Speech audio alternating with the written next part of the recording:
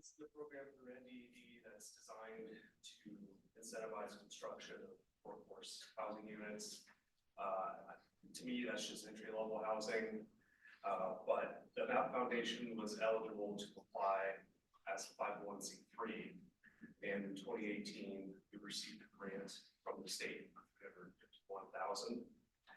And that fund was matched by the city of Blair, 2 local banks, Gateway Development Corporation, that's the local EDO, and then the MAPA Foundation kicked in $100,000 as well. So as the recipient, the foundation will make loans directly to general contractors.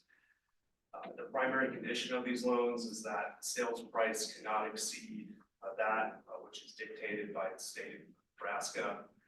That number changes every few years. Currently, the maximum sales price for a single family unit is $325,000. Since the program's inception, 13 single family homes have been built. The majority of those were constructed on Dana College's former campus. That college closed in 2010. And right now, a single family home was recently completed. I believe that home is pending sale. There was a closing date, it got pushed back. And then there's a triplex that should be completed here within the next few weeks. So again, the initial homes were built on the Dana College campus, but some of the more recent units have been built in town on vacant infill sites. The next project, still in Blair, Dana Suites. Again, the foundation was eligible to apply as a nonprofit to the state's Affordable Housing Trust Fund program. A $420,000 loan was made to a nonprofit called Angel Share. They owned a large portion of the campus before they were eventually absorbed by Family Services. That happened last year. Angel Share used the loan to renovate a 12-unit apartment-style dorm complex that was built in 2006. And that was converted into more conventional housing to serve at-risk young adults that have aged out of the foster care system. The tenants need to income qualify to live in the units, and they occupy those units while they're transitioned into a trade program or a full-time employment opportunity with partnering employers. 10 of the 12 units are occupied right now. They're all determined to be income eligible. We track that. I will say, just for your knowledge, that the borrower is to pay over 10 years an annual payment. Angel Share made the first 2 payments. They were delinquent both times. Unfortunately, Youth and Family Services is following the same pattern. Their payment was due April 15th. So obviously we need to have more conversation internally, probably bring this up to the Finance Committee, ask for a recommendation. So I would suspect that next month we would have an update, maybe some action for your consideration on that. Is the debt assignable? I'm sorry, what's that? Is Angel Shares able to assign the debt to Youth and Family Service? It is already had, so they assumed it. Yeah, we executed last year a loan assumption agreement with Family Services. So they provided us everything we need for the tenant income eligibility, and so I can't really speak to what the issue is, but obviously we'll have more to say on that next month. The next project takes us to Platinum. And in Nebraska, the state used to allow CDBG funds to be used for economic development activities as long as they created jobs that benefited low and moderate income persons.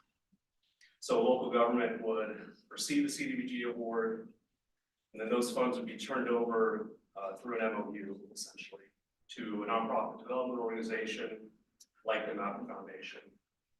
And then we would enter into a loan agreement with a private business. So the main stipulation of these loans is that the borrowing business has to create so many jobs that benefit low to moderate income households. And that's just part of the CDBG HUD national objective. In Plattsmouth, a $1 million CDBG loan was made to a business called Vireo. They're based in Tennessee, but they have an operation down in Plattsmouth. The largest manufacturer of creatine in either the US or North America. And if anyone here uses creatine, they sell it under the brand name Concret.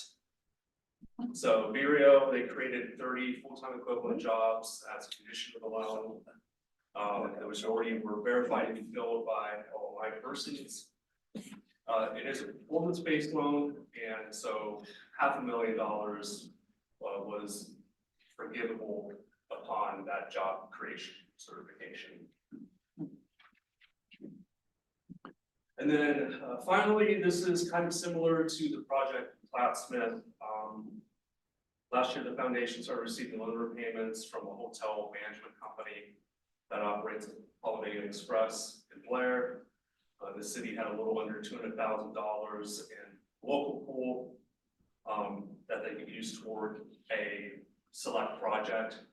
This project also received OB 840 funds, which is in Nebraska, the ability to use sales tax revenue for a portion of it for economic development purposes.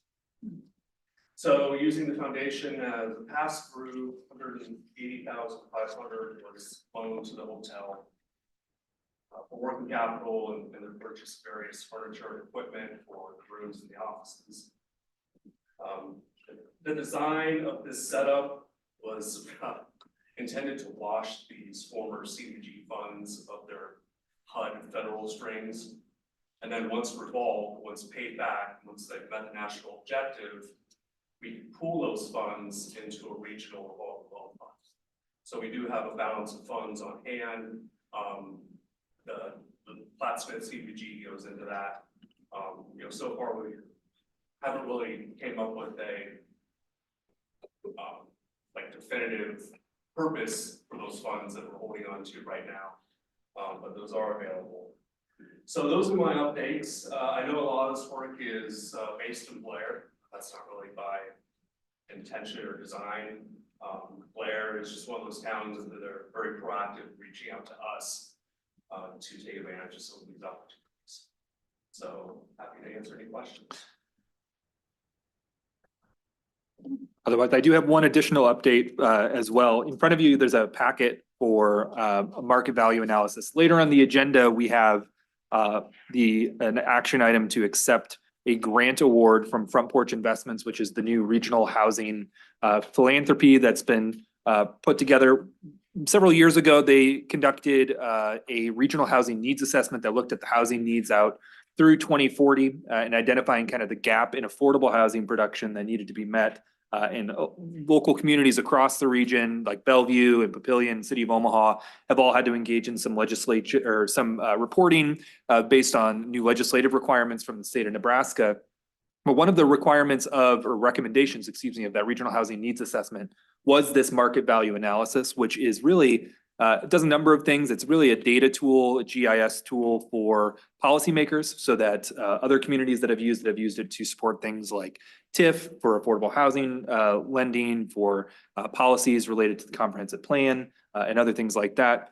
It also serves as a housing study for eligibility for private developers for funding through the Nebraska Investment Finance Authority and the Iowa Finance Authority. It satisfies the requirements of identifying a defined need.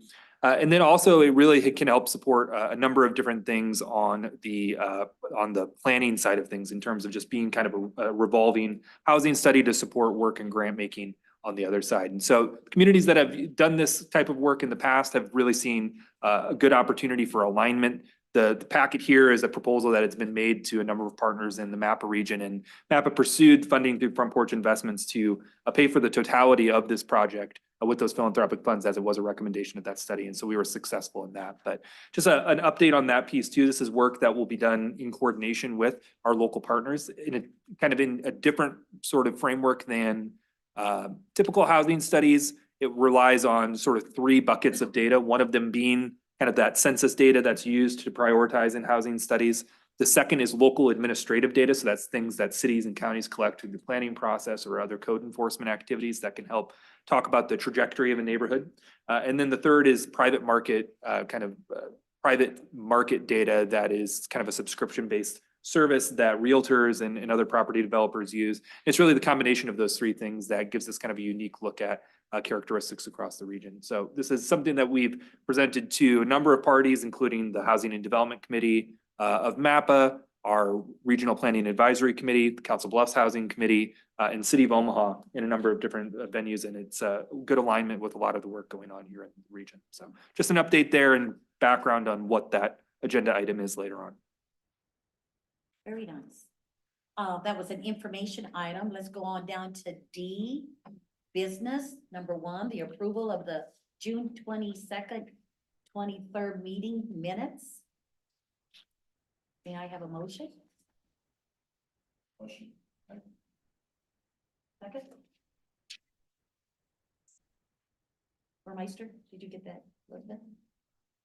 Roll call?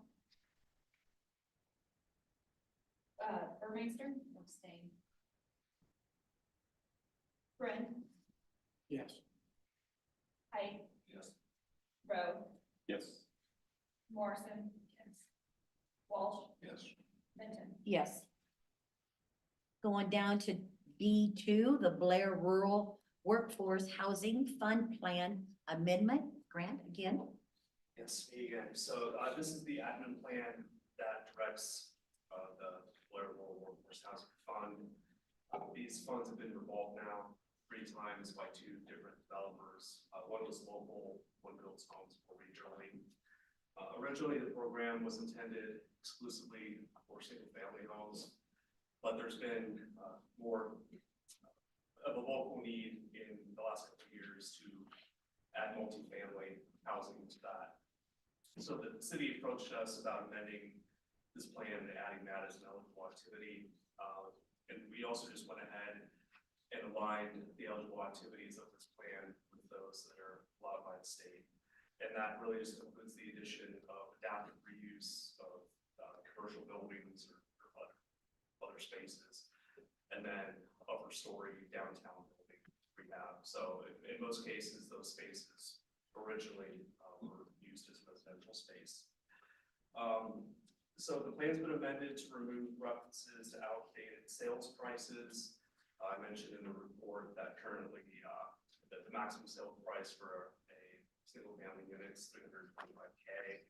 That's going to change periodically. So instead of coming to you, every year or 2, change this plan just to incorporate those numbers. We just reference that we will abide by the figures that are regularly updated, provided by the state. So those are the 2 material changes. Some other simpler updates were made just to remove some redundancy and ambiguity in certain places. This was shared with the city and the group that makes up the fund's loan review committee. That's the Blair City Administrator, the Deputy Administrator, or the zoning administrator, and then the executive director of Gateway.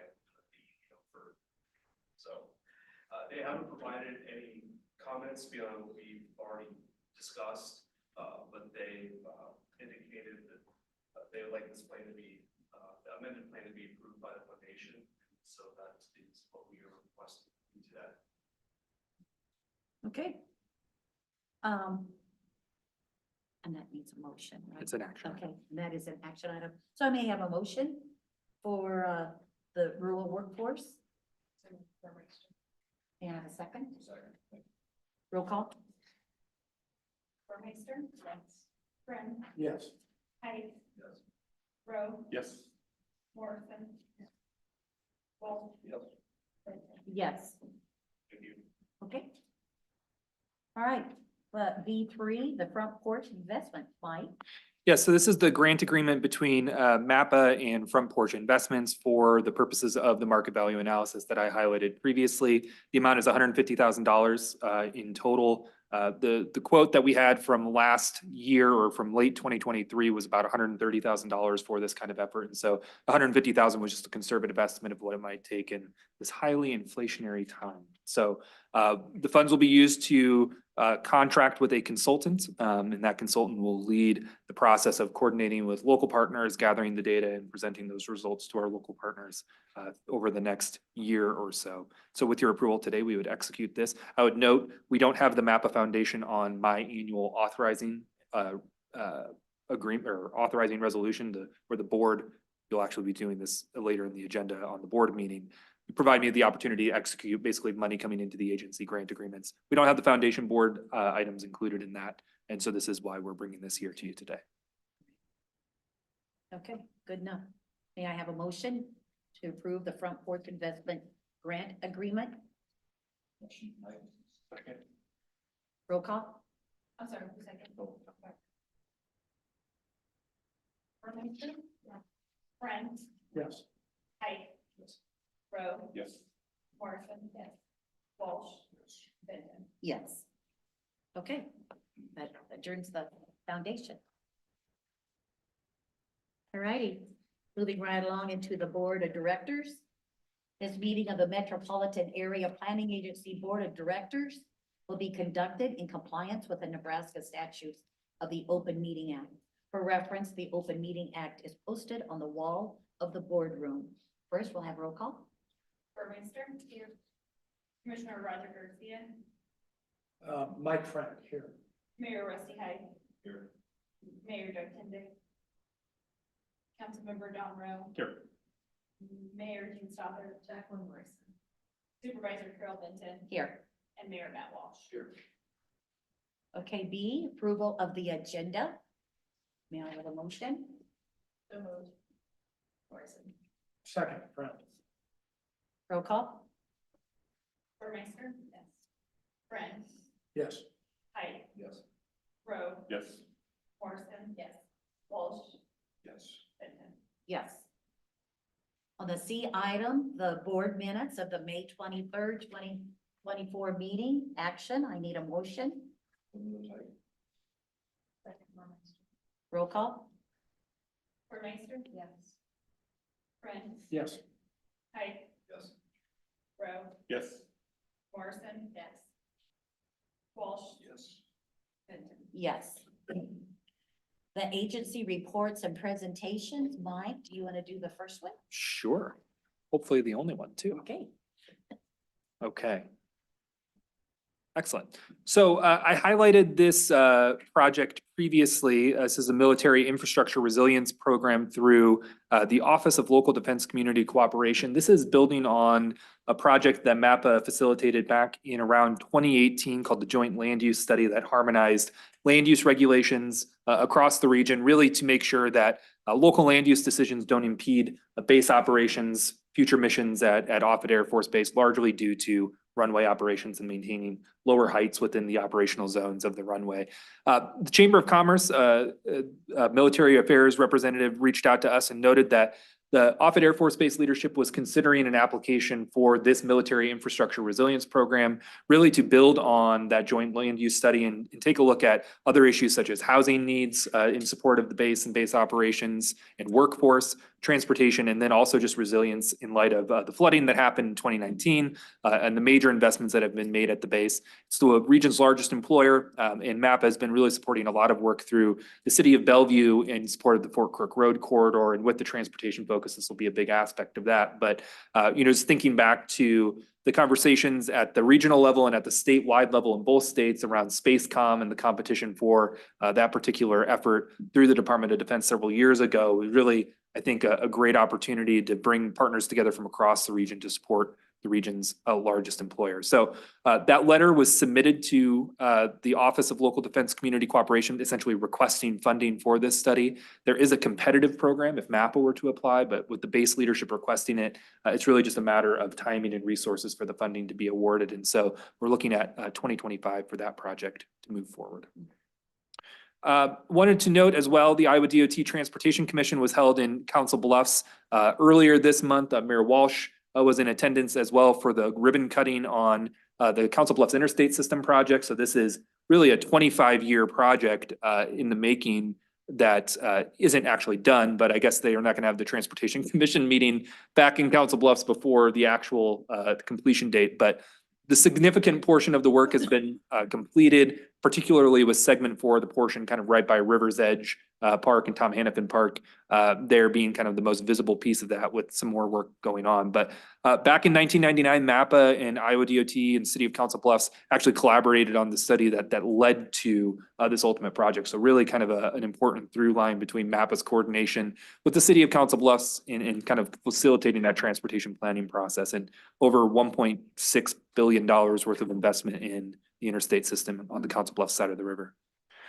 I highlighted that this project was moving forward several months ago, but the Nebraska Department of Economic Development and the governor's office have been facilitating this 6 regions, 1 Nebraska effort through the community college regions across the state. The first one that impacted MAPA's region was held at Southeastern Community College, and Cass County stakeholders were invited and involved in that conversation. Largely, the effort seems to be more of a kind of an economic development strategic planning session, sort of goals, strategic, strengths, weaknesses, opportunities, threats, and really trying to identify opportunities for really major investments. The governor's team had talked about this being really a guidepost for how they approach the legislature and providing resources for economic development. And the Metro Region Workshop for Douglas, Sarpy, and Washington counties will be held on August 14th. I haven't seen the location or times for that yet, but I'll pass that on when I do have it. But these 6 regions, I should have included the map, or the community college regions across the state. And that's the framework that the governor used to facilitate this effort. Our Council of Officials quarterly meeting was held on the 12th out at the Strategic Air Command Museum. And thanks to those of you who attended. I think it was one of the more interesting keynote presentations we've had, with Clayton Anderson, who is the museum's CEO, providing some remarks and talking a little bit about the museum's mission to inspire the next generation. And so it was a very memorable venue, memorable event. Thanks to the team for facilitating all of that, because it was a good one. It was a unique opportunity, and really proud of what we were able to cover in that particular space. One further update, I've provided this update, every few months, but the US 3475 Platte River Bridge, this trail bridge was actually facilitated through an MOU between MAPA and the Nebraska Department of Transportation for the state to actually build those girders that you see along the bridge when the construction was done on this bridge about 6 years ago now, with the idea that MAPA's regional funds and planning partnerships would help deliver a bike trail on that particular corridor. And so the ribbon cutting is anticipated in July. We don't have the date yet, but I wanted to provide this update to the board that MAPA is realizing our commitment to that particular bike trail and really eliminating what would have been a gap of over 16 miles in the trail system for bicyclists and pedestrians, with the designation of that roadway being changed to a freeway. And really, many thanks to Cass County, Sarpy County, City of Bellevue, City of Plattsmouth for coming together on the maintenance and operations agreements, with the NRD leading the construction of that project. So really a good collaborative effort there to seize an opportunity that would have been lost. And then MAPA in the news, one thing I wanted to highlight is that I have actually been appointed to the board of the Omaha Municipal Inland Port Authority. You may have seen that in the news over the last few weeks. But thanks to the invitation from Mayor Stopfler and Jacqueline, it seemed like a unique opportunity for MAPA to align with some of the efforts going on there, particularly with the iHub project through the North-South Omaha Recovery Grants, a lot of alignment with the work that we do as the Economic Development District, in addition to the Airport Business Park and Enterprise Research Park, which remain to be realized, but a lot of opportunities there, not just on the economic development side, but also in the brownfields work that MAP has been facilitating at the regional level. City of Bellevue has a very similar effort. They're a little bit ahead of the City of Omaha with their NC3 project and the work that's going on there, but kind of a unique economic development tool that came out of the legislature maybe 3 years ago now, and it was refined this past session to include some of the efforts that you see there under the Omaha Business Park, but a unique opportunity for MAPA's work to be better aligned with some of our local partners. And then finally, Iowa disaster housing. So a reminder that there's $31.3 million available for Potawatomi, Mills, and Fremont counties. This is the 3rd round of this funding from the 2019 disasters. There were some projects that paid back funds. And so this $31.3 million is eligible for new communities, new recipients that didn't receive previous awards. Potawatomi County was added in this round. It wasn't one of the most impacted or distressed communities in the original award, but because so many of the people that relocated from Mills and Fremont County ended up in Council Bluffs and in Potawatomi County, communities in Potawatomi County are eligible this go around. So we know the city of Council Bluffs is seeking funding through this program, as is the community of Minden, who was devastated by the tornado about a month and a half ago now on Arbor Day. And so again, it's just kind of single family for sale housing for low to moderate income families, very similar to the requirements that Grant highlighted in the Blair Workforce Program. And then finally, one update, we have a new staff member, AY. So AY Bedoju, I hope I said your name correctly, AY, joins us from the esteemed Iowa State University. But AY has a tremendous resume. He worked with many of our partners at the state level, both Iowa DOT and Iowa State University in GIS capacity. So AY, I'll let you introduce yourself and talk a little bit about your background if you'd like. Come up to the podium. Oh, there you go. Take the stand. Take the stand. No, it's not that. Not that.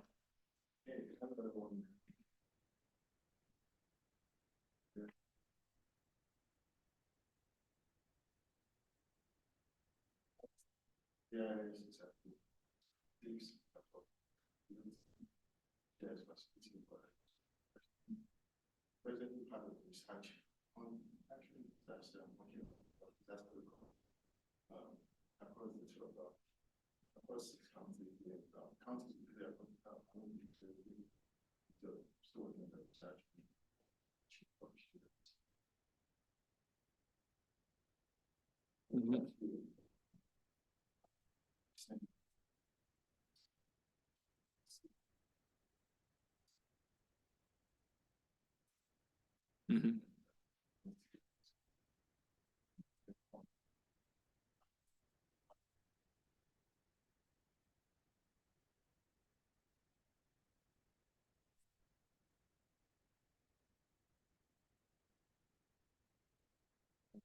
Thank you, AY. Welcome to your board. Yeah. Welcome. All right, and that's all I have, Carol. Okay.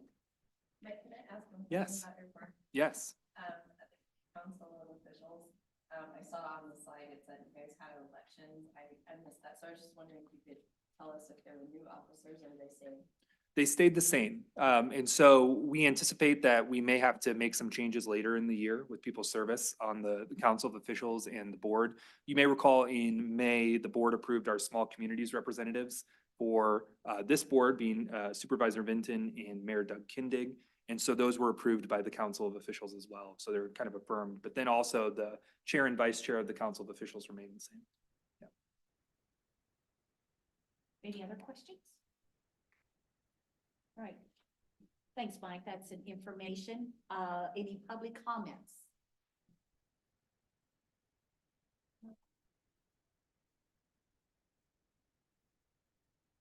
All right, moving on to F, consent agenda. This is an action item. Individual item may be removed by the board member for special discussion. Motion to approve that through 7. Second one. Elizabeth, roll call. Burmeister? Yes. Friend? Yes. Height? Yes. Rowe? Yes. Morrison? Yes. Walsh? Yes. Benton? Yes. F1, the finance committee minutes of the June 18th, 2024. We just approved that. That was the. Oh, I guess, I'm sorry. It's all right. Okay, how about F2, the, We're going to G. We gotta go all the way to G, Carol. We did 1 through 7. oh, that's. We did oh, 1 through 7. All right, well, we're just moving right on. That's right. We're almost to page 2. I like this, okay. All right, old business, the resolution, court. Court. This is for the Sixth Amendment, to the 2024 Transportation Program. Pretty straightforward amendment. 2 Iowa side projects on here. We have an update to the City of Council Bluffs, multimodal connection, expansion, planning and environmental linkages. That tells that we added this tip back in, I want to say, October or November. Iowa DOT wanted to make sure we were following our process letter. We took it through part of our process. They wanted us to kind of take through the whole thing, so we included this in the home projects that we started last fall. This project was approved by the board last month. We brought a draft 2025 program to this group, and they're ready to get started on it now. I'm planning on this program. So we're amending it into the 24 program so that they can start it immediately. And then in addition to that, Iowa DOT asked us to add some, basically it's a lane striping project, support program, state and federal.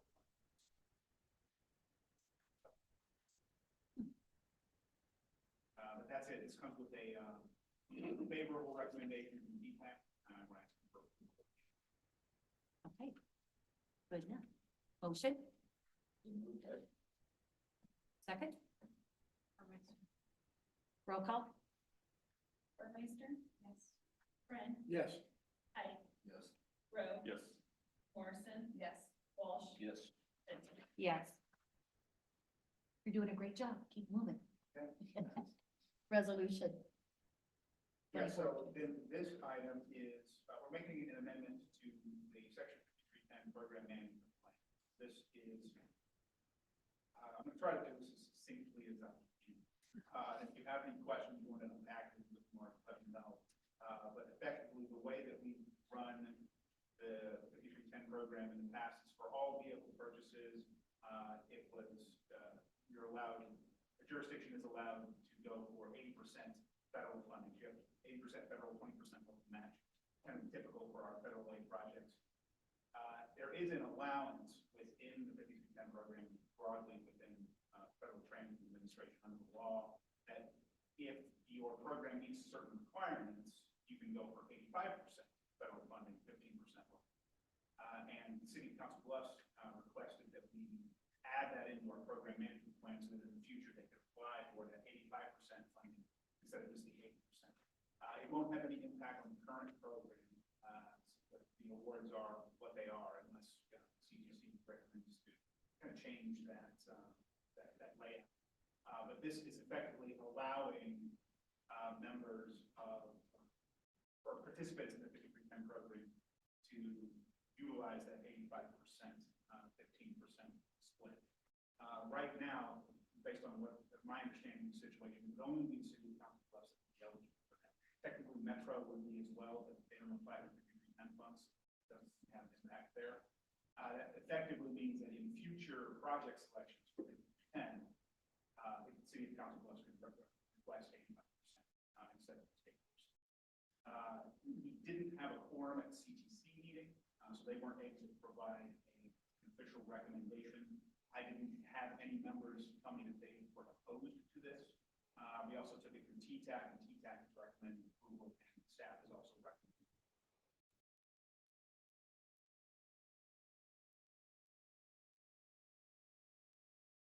Okay. Great. That's an action item, so I need a motion. Approve resolution 202-26. Second? Second, Rowe. Roll call? Burmeister? Yes. Friend? Yes. Ike? Yes. Rowe? Yes. Morrison? Yes. Walsh? Yes. Benton? Yes. Thanks, Corey. H, new business, and move on down to 1, appointment of the FY 2025 Secretary Treasurer. Yes, so Mayor Kindig has indicated that he is tremendously happy with the services of Patrick Bloomingdale as the Secretary Treasurer of the MAPA Board. And Patrick has graciously offered to continue serving in that role for the MAPA Board. And so with your approval today, we would be appointing Patrick to his next successive term as Secretary Treasurer. Yeah. That's right. That's right. To analyze this and discuss it, we need a motion in a second, or that's a joke. Yeah. Well, thank you. Step it up, Patrick. All righty. How I about thought that? you guys went on to discuss that before. Yeah. That's exactly what we were talking Yeah. about. You said it was a hard conversation. I told him I'll go over my cold, dead political mind. Motion to approve. Friend. And roll call. Burmeister? Yes. Friend? Yes. Pike? Yes. Rowe? Yes. Morrison? Yes. Walsh? Yes. Benton? Yes. Moving right along, H2, the new contract agreement. Matt?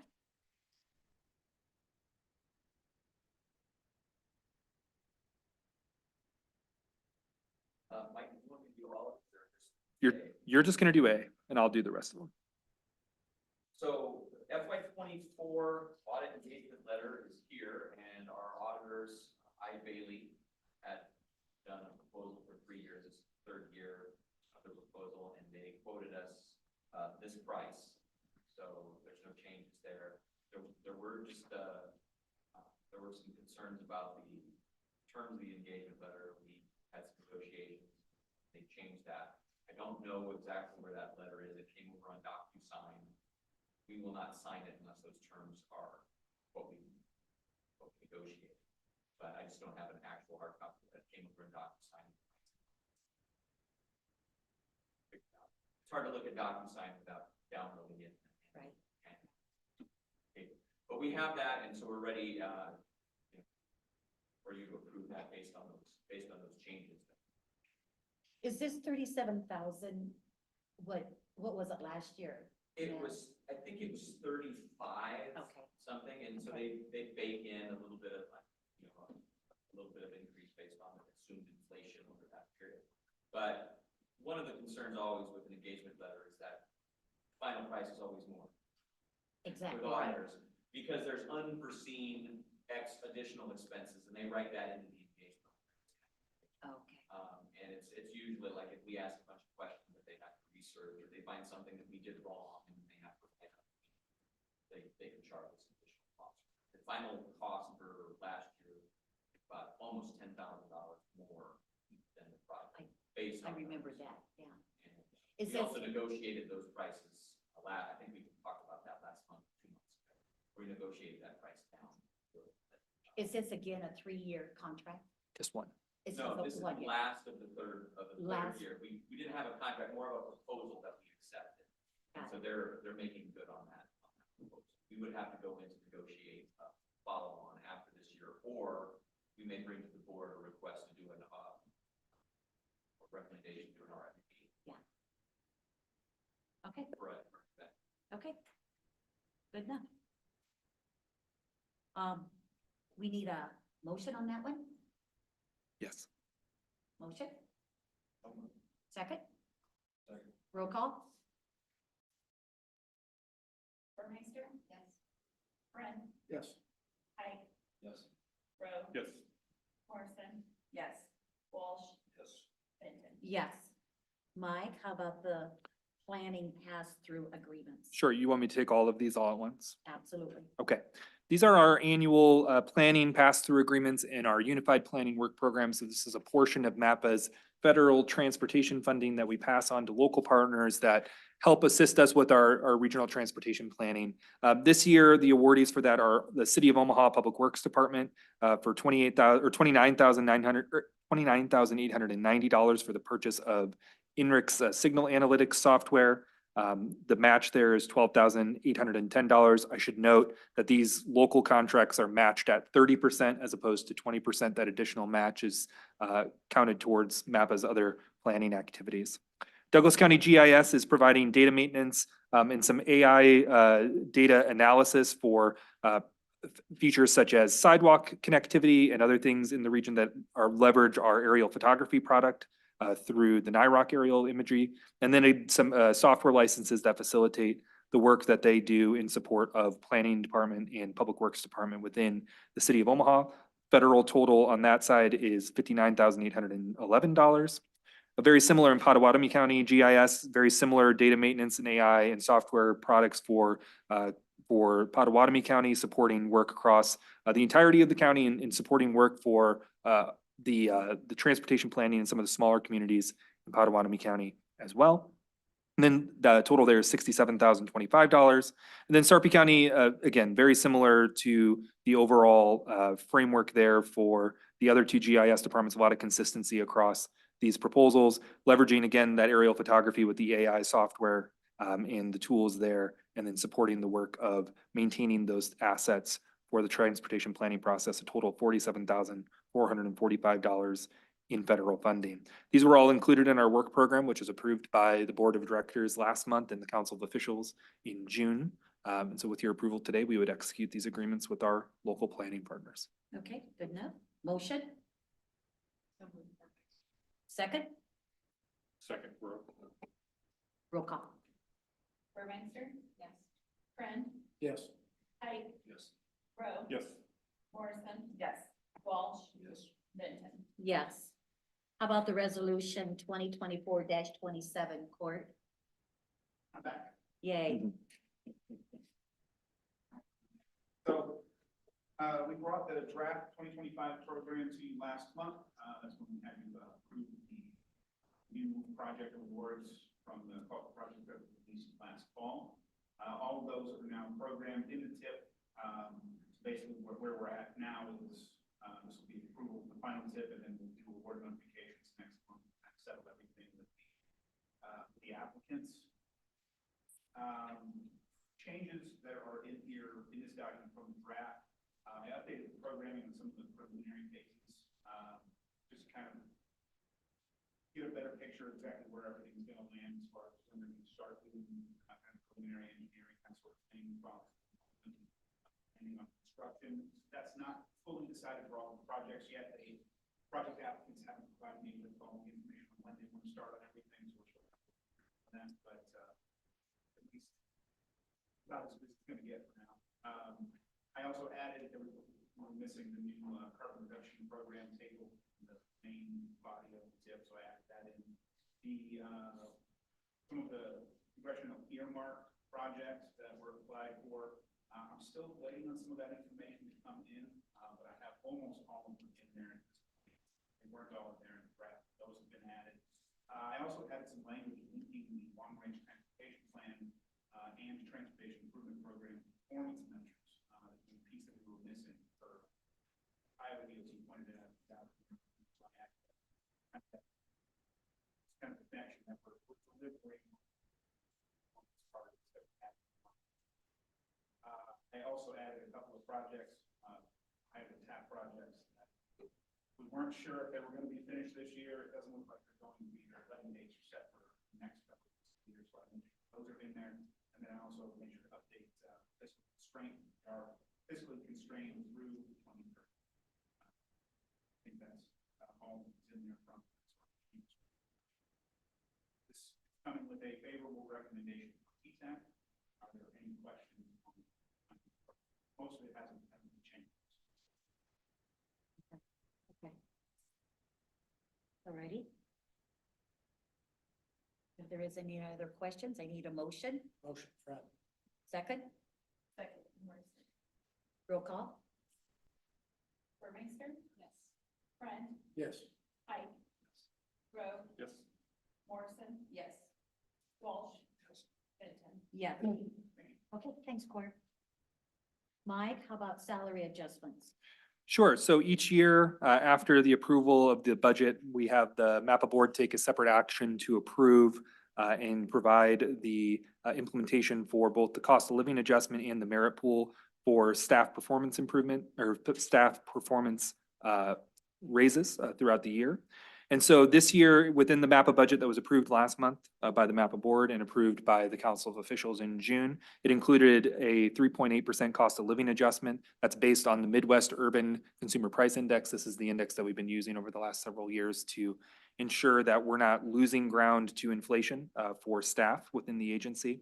And then that 1% merit pool is the merit pool that we've been very consistent about having for the last several years. Both of these were included in that budget, and so your action today would allow us to move forward with those for FY25. Okay. Action item, I need a motion. So moved. Second, Rowe. Roll call. Burmeister? Yes. Friend? Yes. Height? Yes. Rowe? Yes. Morrison? Yes. Walsh? Yes. Benton? Yes. Got it? Okay. All right, let's go down to 4B, salary schedule. Mike? Sure. So most years when we do a cost of living adjustment, we also adjust our salary ranges to ensure that we're not providing a cost of living adjustment that puts somebody up to the top of their classification. So this just adjusts the ranges in which we can hire or retain staff at different classifications.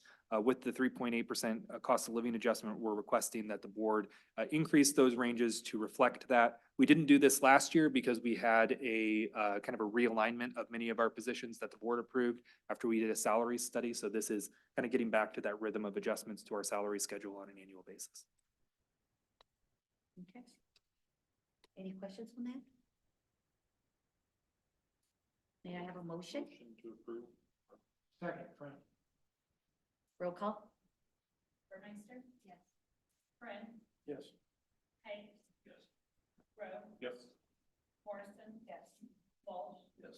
Benton? Yes. Any other discussion or any additional business needs to come forward? If not, meeting adjourned. Thank you.